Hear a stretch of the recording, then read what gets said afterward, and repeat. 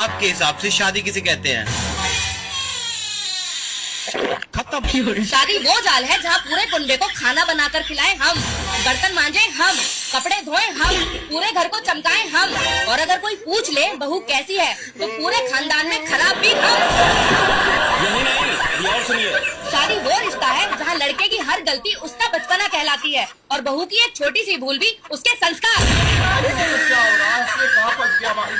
शादी वो जाल है जहाँ ससुराल वालों को फ्री में एक पढ़ी लिखी नौकरानी मिल जाती है और लड़की के सारे अरमानों की बलि चढ़ जाती है। और अभी तो रुको। शादी वो सिस्टम है जहाँ बहू बीमार हो तो रसोई उसकी, थक जाए तो जिम्मेदारी उसकी, रोए तो ड्रामा उसका, और एक गलती हो जाए तो संस्कार उसकी माँ के। और तो और ये सिलबट्टे की शक्ल वाला मुझे बोलता है कि शादी 7 जन्मों का बंधन है।